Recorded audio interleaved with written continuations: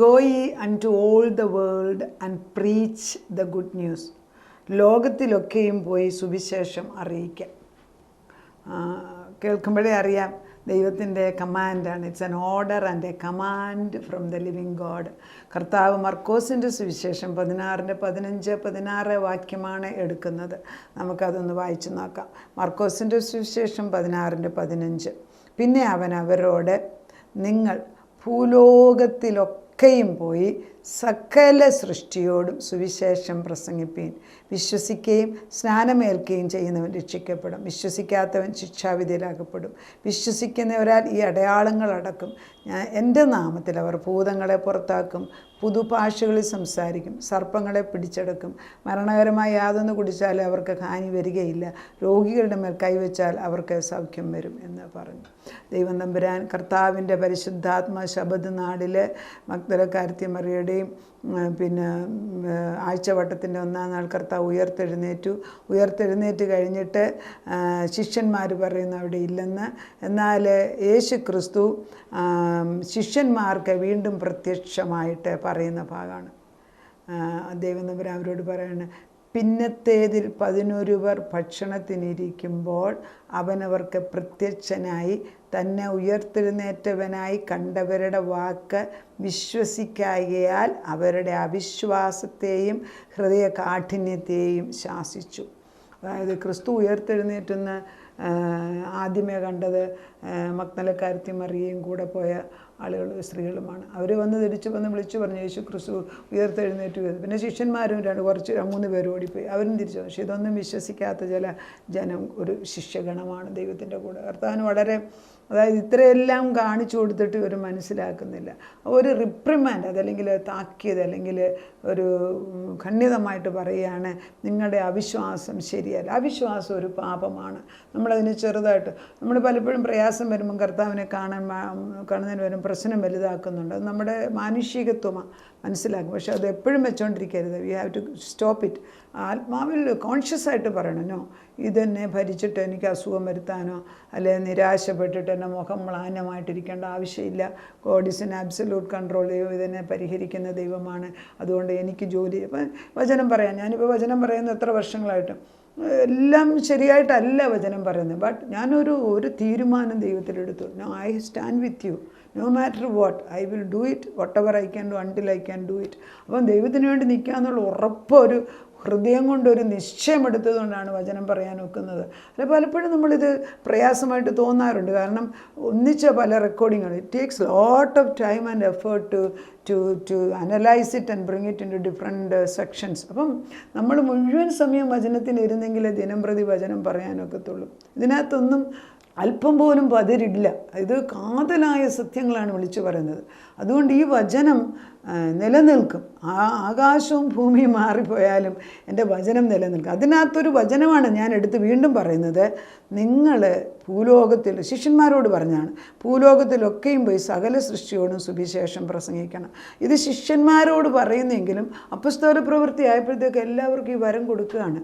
നമ്മൾ പള്ളികളിലൊക്കെ പ്രാർത്ഥിക്കുന്ന പാട്ട് പാടുമ്പോഴുണ്ട്, അഹറോനിൽ നിന്നും മോശയും അഹറോനിൽ നിന്നുള്ള പൗരോഹിത്യം അത് പാസ് ചെയ്ത് സക്രിയായി വന്ന്, സക്രിയയിൽ നിന്ന് യേശുവിലേക്ക് വന്ന്, യേശുവിൽ നിന്ന് ശിഷ്യന്മാരിലേക്ക് വന്ന്, ശിഷ്യന്മാരിൽ നിന്ന് നാനാ ജാതികളിലേക്ക് അത് പോയി എന്നാണ് പറയുന്നത്. അപ്പം കർത്താവിൻ്റെ വചനം നാനാ ജാതികളിൽ ചെന്നിട്ട് സുവിശേഷം എല്ലാവരോടും പറയാൻ താക്കീത് തന്നിട്ട്. It's a command from the living God. അത് ലാഘവമായിട്ട് എടുക്കരുത്. Primary duty in our life is to spread the gospel of living God. കുറച്ച് സമയമേ ഉള്ളൂ കേട്ടോ. അല്പസമയത്തിനകത്ത് എത്രമാത്രം അത് ചെയ്തിട്ടുണ്ട്. എത്ര പേര് എൻ്റെ ജീവിതം കണ്ട്, എൻ്റെ സംസാരം കൊണ്ട്, എൻ്റെ പ്രവൃത്തി കൊണ്ട് യേശുവിനെ അറിഞ്ഞിട്ടുണ്ട്. പഠിത്തം കൂടുന്തോറും യേശുവിനെക്കുറിച്ച് പറയാൻ നമുക്ക് മടി വരും. ഞാൻ അമേരിക്കയിൽ പോയി, ഞാനിപ്പോൾ അമേരിക്കയിൽ പോയി നിൽക്കുന്ന സമയത്താണ് ഈ വചനങ്ങൾ കടന്നു വരുന്നത്. നമ്മൾ ഓർക്കണം, അമേരിക്കയിൽ ചെന്നാലും വചനം ഇത് തന്നെയാണ് അവിടെയും പറയുന്നത്. അവിടെ ഇതുപോലെ നാട്ടിലുള്ള പോലെ തന്നെ വളരെ ദാരിദ്ര്യമായിട്ട് ശുഷ്കിച്ച ആളുകളുടെ ഇടയ്ക്കാണ് ഞാൻ വചനം പറയാൻ പോകുന്നത്. പലപ്പോഴും അമേരിക്കൻസ് വളരെ പ്രയാസമുള്ളിടത്ത് ചെല്ലുമ്പോൾ പരിശുദ്ധാത്മാവ് എന്നോട് പറയും ചില കാര്യങ്ങൾ പറയാൻ. അത് അവരുടെ വിടുതലാണ്. I don't do much service but I give the message. അത് മതി. അതവന് സുവിശേഷം പോയി പറഞ്ഞു കൊടുക്കുക. ഞാൻ ആരാന്ന് പറഞ്ഞു കൊടുക്കുക. പല പാസ്റ്റേഴ്സ്, ചെറുപ്പക്കാർ, കഴിഞ്ഞ പ്രാവശ്യം പോയപ്പം ചെറുപ്പക്കാർ പാസ്റ്റേഴ്സ് അടുത്ത് വരും. അവർ ജീവിതത്തിൽ 30-32 വയസ്സുള്ളവരൊക്കെയാണ് കർത്താവിന് വേണ്ടി ഒരു തീരുമാനമെടുത്തത്. പക്ഷേ ജീവിതത്തിൽ ആത്മീയ ഗോളത്തിൽ ഇറങ്ങുമ്പോൾ യുദ്ധമുണ്ട്. ഭാര്യയും ഭർത്താവും ഇത് വയ്യ, ഇനി എനിക്ക് വയ്യ എന്നും പറഞ്ഞ് ഇട്ടേച്ച് പോകുന്ന സമയത്തായിരിക്കും നമ്മൾ പോയി കാണുന്നത്. അപ്പോൾ നമ്മൾ അവരോട് ചെന്നിട്ട് അവരുടെ വിഷയം കേട്ടിട്ട് ആരാണ് ഈ ദൈവമെന്ന് മാത്രം പറഞ്ഞു വെച്ച് തിരിച്ചു വരും. അത് മതി അവർക്ക്. അങ്ങനെ കഴിഞ്ഞതിന് മുമ്പത്തെ പ്രാവശ്യം ഒരു പാസ്റ്ററിനോട് പറഞ്ഞു, ചെറുപ്പക്കാരന്, അദ്ദേഹത്തിനോട് ദൈവസത്യം പറഞ്ഞു കൊടുത്തു, ദൈവത്തിൻ്റെ ആത്മാ വിടുതൽ കൊടുത്തു. അന്ന് രാത്രി തന്നെ എന്നെ ദൈവം കാണിച്ചു, അവരുടെ വിടുതൽ കൊടുത്തു എന്ന്. പിറ്റേ പ്രാവശ്യം എന്നപ്പോൾ ഞാൻ എവിടെയോ ഒരു മീറ്റിങ്ങിനപ്പോൾ ഈ മനുഷ്യൻ എൻ്റെ അടുക്കൽ ഓടി വന്നേച്ച് എന്നെ ഓർക്കുന്നോ എന്ന് ചോദിച്ചു. അമേരിക്കൻ പിള്ളേരാണ്, നമ്മളങ്ങനെ. ഞാൻ പറഞ്ഞു, I don't remember. He reminded me, you came to my home. എൻ്റെ വീട്ടിൽ വന്നിട്ട് സുവിശേഷം പറഞ്ഞേച്ച് പോയതായിട്ട്. അധികമൊന്നും പറഞ്ഞായിട്ട് ഞാൻ ഓർക്കുന്നില്ല. But I went there, I heard it, I told them what is God, who is God and what is his power. അത് അത്രേ പറഞ്ഞുള്ളൂ. അതാണ് പറഞ്ഞത്, നീ സുവിശേഷമാത് ലോകത്തിലൊക്കെയും പോയിട്ട് പല സൃഷ്ടിയോടും സകല സൃഷ്ടിയോടും സുവിശേഷം പറയണം. ആ വിശ്വസിക്കുന്ന അവരുടെ ജോർമ്മത്തിലേ നമ്മുടെ നമ്മൾ പറഞ്ഞാൽ മതി. വിശ്വസിക്കുകയും സ്നാനം ഏൽക്കുകയും ചെയ്യുന്നവൻ രക്ഷിക്കപ്പെടും. അത് അവരവരുടെ തീരുമാനം. I cannot force somebody. വിശ്വസിക്കാത്തവൻ ശിക്ഷാവിധിയിലാകപ്പെടും. ഒരു ശിക്ഷാവിധിയുണ്ട്. എന്താണ് ശിക്ഷാവിധി? ജീവപുസ്തകത്തിൽ ജീവപുസ്തകത്തിൽ എഴുതാൻ രക്ഷിക്കപ്പെടണം. എഴുതാത്ത എല്ലാവരെയും തീപ്പൊയ്കയിൽ ഇട്ട് കളയുമെന്ന് വ്യക്തമായിട്ട് വെളിപ്പാടി പറഞ്ഞു. കർത്താവ് പറയുന്നത് ഇതൊക്കെ എഴുതി വെച്ചിട്ടുള്ള സത്യങ്ങളാണ്. ഇതിനിയും വേറൊരു പുസ്തകം എഴുതേണ്ട ആവശ്യമൊന്നുമില്ല. എന്താണ് അതെവിടെയാണ് എഴുതിയിരിക്കുന്നത്? നമുക്ക് വായിക്കാം. ജീവപുസ്തകത്തിൽ പേരെഴുതി കാണാത്ത ഏവനെയും തീപ്പൊയ്കയിൽ തള്ളിയിടും. വെളിപ്പാട് 20:15. അത് മരണത്തെയും പാതാളത്തെയും തീപ്പൊയ്കയിൽ തള്ളിയിട്ട് ഈ തീപ്പൊയ്ക രണ്ടാമത്തെ മരണം. ജീവപുസ്തകത്തിൽ പേരെഴുതി കാണാത്ത ഏവനെയും തീപ്പൊയ്കയിൽ തള്ളിയിടും. അപ്പോൾ ഒരു തീപ്പൊയ്ക ഉണ്ടെന്നും ഒരു ശിക്ഷാവിധി ഉണ്ടെന്നും ദൈവം എന്നേക്കായിട്ട് നമ്മളെ വിധിക്കുമെന്നും നമ്മൾ അറിയണം. ഇത് വചനം കേട്ടിട്ട് ഹൃദയം കഠിനമാക്കാതെ സിമ്പിൾ തിങ്, ഈ വചനം സത്യമാണെങ്കിൽ യു ടോക്ക് ടു മീ, അത്രയും പറഞ്ഞാൽ മതി. ബാക്കി ദൈവം ഏറ്റെടുത്തോളും. ഹൃദയം കഠിനമാക്കല്ലേ, ഹൃദയം മൃദുവാകട്ടെ. കല്ലുപോലുള്ള ഹൃദയം മാറ്റി മാംസളമാക്കും ദൈവം വാഗ്ദത്തം ചെയ്തിരിക്കുന്ന നടക്കട്ടെ കർത്താവേ. നിൻ്റെ പരിശുദ്ധാത്മാവ് ഏറ്റെടുക്കുന്നു. ഞാൻ പൂർണ്ണമായിട്ട് വിശ്വസിക്കുന്നു. നാഥൻ്റെ കയ്യിലേക്ക് വിഷയം ഏൽപ്പിച്ചു തരികയാണ്. നാഥൻ അത് ചെയ്യുന്നതിനാൽ സ്തോത്രം.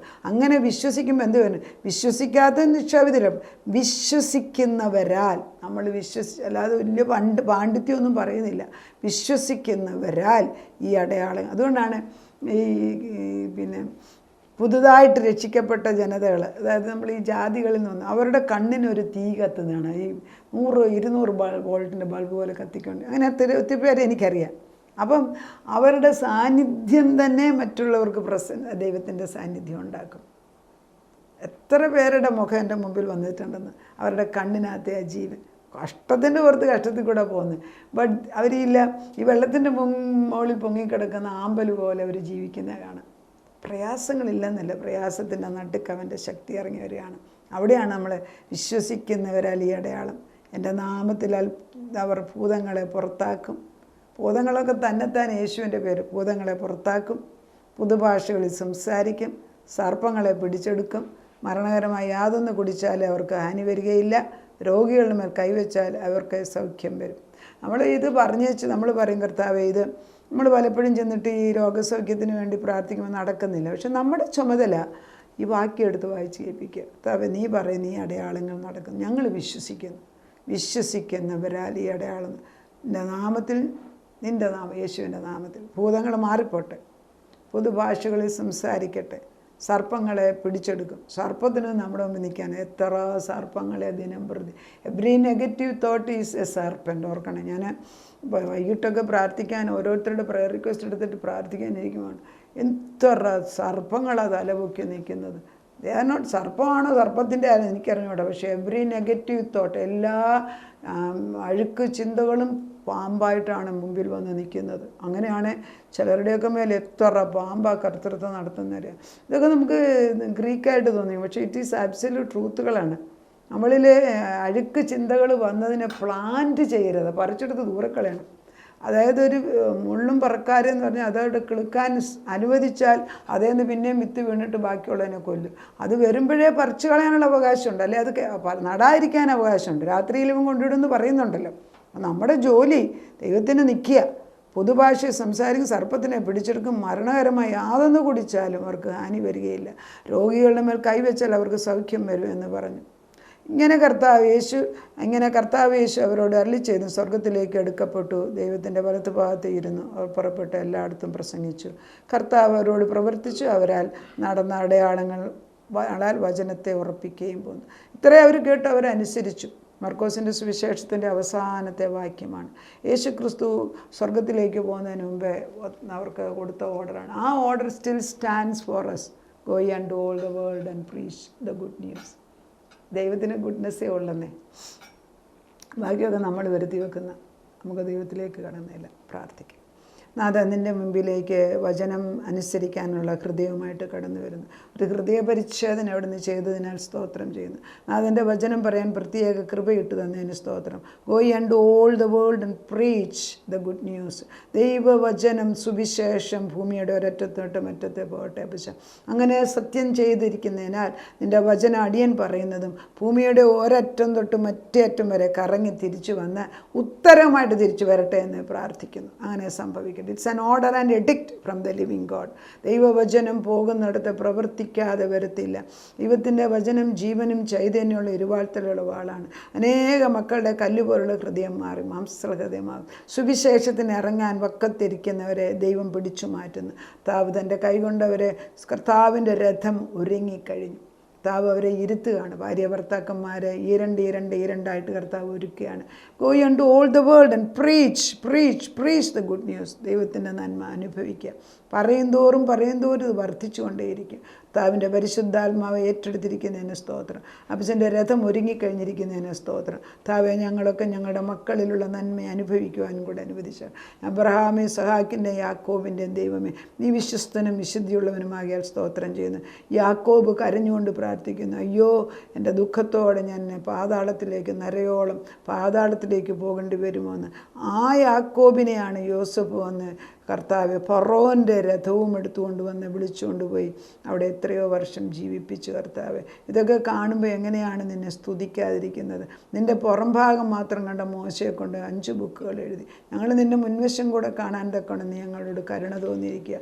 പുത്രൻ്റെ മുഖത്തേക്ക് നോക്കിയിട്ട് നിൻ്റെ മഹത്വത്തെക്കുറിച്ച് വിളിച്ചു പറയാനും ലോകത്തിൻ്റെ ഒരറ്റം തൊട്ട് മറ്റേ അറ്റം വരെ സുവിശേഷം പടർന്നിട്ട് അനേക ഹൃദയങ്ങളിൽ ഇത് പുതിയൊരു ഹൃദയമാക്കി കൊടുത്ത് ഹൃദയ പരിച്ഛേദന ചെയ്ത് ആത്മാവിൽ പുതുസൃഷ്ടികളാക്കി എടുക്കണമേ എന്ന് പ്രാർത്ഥിക്കുന്നു.